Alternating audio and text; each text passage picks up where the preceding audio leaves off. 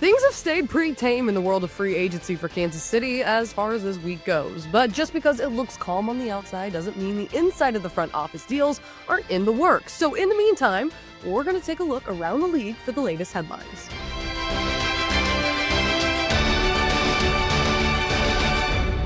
What is up, Chiefs Kingdom? Happy Wednesday. I'm Hayley Lewis, and this is Chiefs News Daily. It might be dreary outside, but we are excited inside. NFL teams sending in rule change proposals, which are catching a lot of heat. So excited to go through those with you. Plus, another Super Bowl champ leaving town, while the ones who remain are locked in for next season. First, give us a like and subscribe right here on the KCSN YouTube channel, and let's get this episode going. Another one bites the dust. Kansas City says bye-bye to another free agent, but it's really no shock here. ESPN's Jeremy Fowler tweeted out, quote, "Source, free agent wide receiver / return specialist Mecole Hardman is signing with the Packers on a one-year deal." Now, Hardman takes his speed from Kansas City to Matt LaFleur's offense. So the Jet is jetting off to Green Bay. ESPN writes that Hardman, 27, has spent most of his 6 NFL seasons with the Kansas City Chiefs after being drafted by the team in the second round of the 2019 NFL Draft. Now, the signature play of his career was the game-winning catch, we all remember this, overtime Super Bowl 58 after the 2023 season.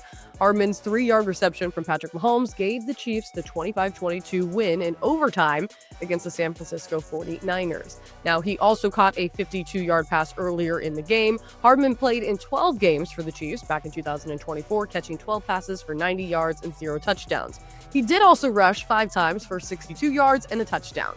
Now, in 2019, he was named as a rookie to the Pro Bowl for his kick returns.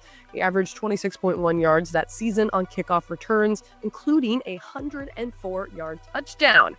I remember that one. So some good years here in Kansas City for Hardman. Of course, we understand that he's going to probably go to the Packers, possibly be their return specialist, according to a few reports that we were just reading you earlier. And as always, here in KC, we say thank you and good luck to Mecole. Today is also a very special day. We got to shout out head coach Andy Reid on his birthday. Big Red turning 67 today. Explain it again with those nuggies. Now, since Coach Reid joined the Chiefs back in 2013, Kansas City has had the highest winning percentage, including the playoffs, of any team at 72.9% according to NFL.com. The Chiefs have also been over 500 every single year since Reid took over at the helm, only missing the playoffs once. Kansas City has also won 3 Super Bowls. They played in 5, and they've won 9 straight division titles with the 67-year-old. They have also made history by being the first ever back-to-back champs to make it to their 3rd consecutive Super Bowl. So not only a big happy birthday, but a very big thank you to Big Red. Hope you go enjoy some cheeseburgers today. The NFL annual league meeting is also coming up in a week and a half. So this is when those hundreds of NFL staff, team owners, executives, and all the head coaches are going to head down to Palm Beach to discuss business of the upcoming year. Now, 3 clubs have proposed new rules for the 2025 season, which will be voted upon then. The Detroit Lions proposed eliminating an automatic first down as a penalty imposed for defensive holding and illegal contact. Secondly, the one that everyone is talking about is the Green Bay Packers. They would like to prohibit an offensive player from pushing a teammate who was lined up directly behind the snapper and receives the snap immediately at the snap, aka the push-tush. Lastly, the Eagles would like to align the postseason and regular season overtime rules by granting both teams an opportunity to possess the ball regardless of the outcome of the first possession, subject to a 15-minute overtime period in the regular season. Now, Tom Pelissero notes on Twitter that the competition committee, whose ideas are generally having a better chance of being adopted, will reveal their proposals next week, so you should expect more to come. I also do want to note that there are also 2 bylaw proposals. So the 3 that I listed above, those are rule changes. The next 2 are bylaw changes, which basically means that they're not going to impact the on-the-field game, but they would result in changes to the league's postseason format and roster construction. The Detroit Lions proposed an amendment which would change the current playoff seeding format in a way that would allow wildcard teams to be seeded higher than division champions. Basically, seeding would be based off of playoff teams' records, not if they won their division. The last one, also proposed by the Lions, gives teams roster flexibility, suggesting that teams won't count players placed on the IR on or before the day of roster reductions against the league's existing 90-man limit for roster size. All right, let's get back to the push tush. This is the one that everyone's upset about. NBC News writes the tush push has become controversial largely because of its effectiveness. In addition to the Eagles, the Buffalo Bills are another team who use the play often. Now, the Baltimore Ravens run a version of the play with their tight end taking the snap. Now, over the last 3 seasons, the Eagles and the Bills have combined to run a push tush 163 times per ESPN research, converting for a first down or scoring a touchdown on 87% of those plays.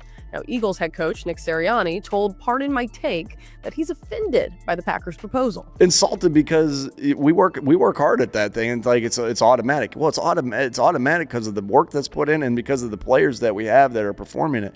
It's not automatic like throughout the entire league, right? Right. It's not okay. Well, Steph Curry shouldn't be allowed to shoot threes. Only in the fourth quarter can Steph Curry shoot three. Like, what are we talking about? You can't just make a rule up because it's benefiting one team and everywhere else it's not quite as good. I mean, we saw it in one of the championship games. One of the teams got stuffed on it and turnover and downs, and the game over. Yeah, it's also very funny because it's like, how do you stop the tush push? Like, don't let the Eagles get to 4th and 2. Yeah, there you go. There's 3 other downs that you can stop them. No doubt. Now, some want to argue that the tush push is being taken away for player safety. However, NFL Executive Vice President of Football Operations, Troy Vincent, said in February the league's internal data revealed 0% of an injury rate on the tush push plays. Former NFL safety Ryan Clark has a lot to say about the proposal on ESPN. Now, mind you, this clip comes from a month ago when the proposal was first being talked about. Also, too, how soft do you have to be? Oh, we can't stop it. Our defensive tackles aren't tough enough. Our linebackers get hurt. Shut the hell up and bow your neck. Somebody get physical and stop the play. And as Mina says, though, it's like everything else in sports. If you don't have the personnel to do it, you actually don't do it. Trust me, right? Whatever team Matthew Stafford plays for next year is not implementing the tush push. Don't even trip. Don't even worry about it. Don't practice it.